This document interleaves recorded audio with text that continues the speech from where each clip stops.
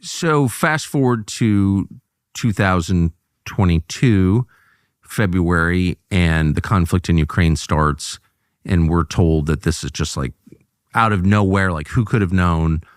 And Putin wants to expand the Russian border, all the way to Vienna or all the way to London or who knows. But he's just an expansionist power. He's Hitler. And Ukraine is like the backstop against his expansionism. And we need to fight Russia. You're saying that that's not actually what happened? Right. Starting with the end of the Cold War, there was a promise made to Russia that kind of in exchange for, I think it was taking down the wall in Germany, that we're not going to expand NATO eastward. Yes. And I think it was James Baker, the Secretary of State, that made that promise. And then we proceeded to expand it eastward. There was one tranche of countries, and Russia was up in arms, and they objected in the most strenuous language, but we did it. And then we added more countries a bunch of years later, and Russia was up in arms, objected in the most strenuous language. And, there might have been a few more. And then there was a statement that Ukraine was going to become part of NATO. And Russia objected in the most strenuous language. And then Russia started gathering some troops on the border, and again said in the most strenuous language that we will not tolerate having Ukraine part of NATO. We want to negotiate. They sent overtures to the U.S. I think the U.S. did not respond. We ignore you if we don't like you. We don't talk to you if we don't like you. And then they invaded, and I don't think they anticipated that they were going to end up in a proxy war with the United States. And what's crazy about it, what drives me crazy, is that this is war. I mean, I'm shooting my machine gun at you. You're dying. You're dead. Hundreds of thousands of people on both sides have died in this war. For what? I mean, eventually the war is going to be over, and there's going to be some settlement. And why can't we just skip to that stage? Well, because you don't expend missiles doing that. Like, I really do think that's what it's about.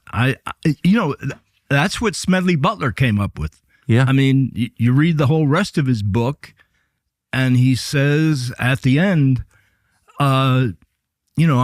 these anti-war protesters, they're really good people, but you're never gonna stop the military-industrial congressional complex until you take the profit out of it. That's what's driving all this shit, is the profit that these corporations are making on making weapons which are more and more lethal. Here's a fact of life you may not learn until you're older, but I'm going to tell you now. It's very hard to have a good time if you're wearing bad boots. In fact, it may be impossible, and that's why you need Tecovas. As a matter of fact, you don't just need them, you owe them to yourself. Tecovas makes Western boots for everybody, ranchers, real ranchers, lifelong cowboys, first-time boot buyers, and anyone in between. Every Tecovas boot is handcrafted, made by hand, with over 200 meticulous steps for a broken-in feel right out of the box. You don't have to compromise between looks and quality. You can have them both. Whether it's a long day or a big night, Tecovas are built to last and impressed. You wouldn't believe the compliments people here get when they wear them out, which they do. Right now, get 10% off at tecovas.com/Tucker when you sign up for email and text alerts. That's 10% off at Tecova, TECOVAS.com/Tucker. So Smedley Butler, I know you know this, I think he first gave that speech 1935-ish, and he was later kind of lumped in with bad people as somehow a pro-Nazi. You must be for Hitler. is like the worst slander you could level against somebody. And that's why he's forgotten now. Something very similar seems to be going on, where if you say what you just said, you're pro-Putin.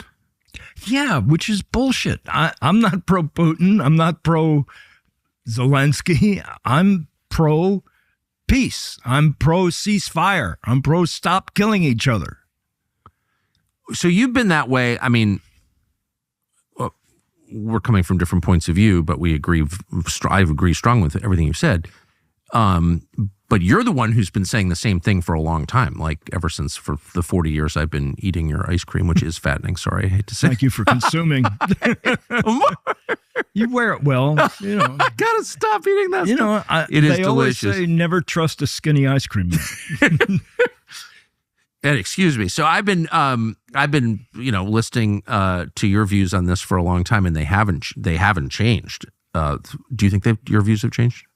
No, my view hasn't changed, and Bernie's views certainly haven't changed. I've been listening to him for a long time. I tell you, it is the same freaking speech. Yeah. People say you should change your speech. He says, when the country finally acts in a decent way, I'll change my speech. So what